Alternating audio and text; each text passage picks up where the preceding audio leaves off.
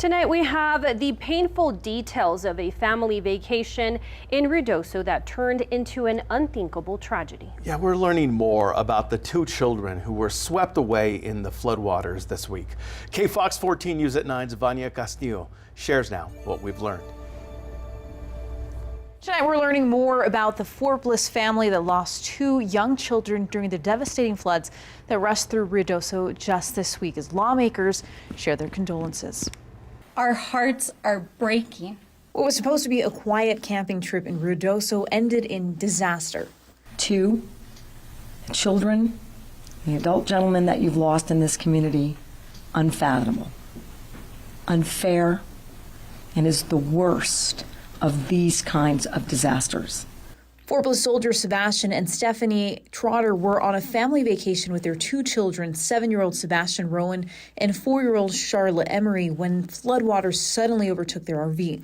Their family saying on their GoFundMe page that there were no alerts, no evacuation notices, just water rising fast. The RV filled before they could escape. As a wall of the vehicle cracked, Stephanie, holding her children, was sucked into the current. Her husband dove in after them. He managed to lift their son up into a tree, but Stephanie and Charlotte were carried away, debris splitting the mom and daughter apart. Stephanie was drowning until she found a piece of wreckage and clung to it until help came. Both parents survived, but their children did not. My condolences on behalf of the whole state to that family. Stephanie and Sebastian, now hospitalized with serious injuries, lost their children and their dogs, Zeus and Ellie. These losses are lifelong, and there are no words that can take away that devastation. According to their family, Sebastian loved soccer, Charlotte sang and danced her way through every room. Their families say they were curious, kind, and joyful to the core. We are truly heartsick and sorry. The family says Sebastian faces major surgeries and months of recovery, and neither will be able to work for quite some time. Reporting from the studio, I'm Vania Castillo. So at a news conference today, state and local officials said that as many as 400 homes were damaged in Tuesday's floods. Many of them were secondary or vacation homes, but about 150 families have been directly impacted, facing the harsh reality of loss and uncertainty, even when it comes to basic needs like utilities. We are working hard. We're working around the clock. Crews they understand the urgency of getting the utilities back on, and we will continue to work hard on it to provide the water. The federal government is pledging to provide immediate financial assistance to victims of the Ruidoso floods. And state officials promising to provide help for the long road ahead. KFOX 14 News at 9's Melissa Herrera was in Ruidoso today and brings us this report. Well, New Mexico Governor Michelle Lujan Grisham and other members of the New Mexico delegation visited this mobile home park right here. Now, it's just one of the many areas in Ruidoso that was hit the hardest by the floods. I mean, take a look. We're seeing a lot of debris still remaining in the area. In fact, mobile homes and cars are not having these orange markings, meaning that fire rescue crews have been checking them, and they're checking them to ensure that no one is stuck there, no one has been found inside. Now, I did get to speak to one resident who described to me the moments that he lived through on Tuesday afternoon.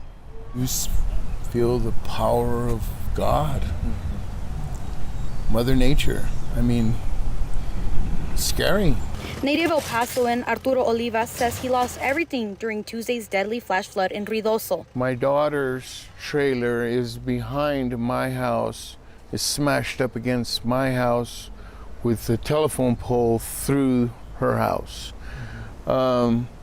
We lost pretty much everything we have inside the house. Search crews continue recovery work across the village. This is y'all's place? Yeah. Okay, and everyone's out safely? Yeah. Okay. Just trying to self-defense, Olivas says that he's grateful for the help that's on the way. I would really wanted to talk to my neighbors and let them know that that's great news that these people in higher power are coming to help us. Governor Michelle Lujan Grisham got an aerial view of the damage during a press conference. She says that they're working with federal partners to get more help to Ruidoso. But this community should expect in the next day and days and weeks, tens of millions of dollars making its way over coming months, 100 million or more.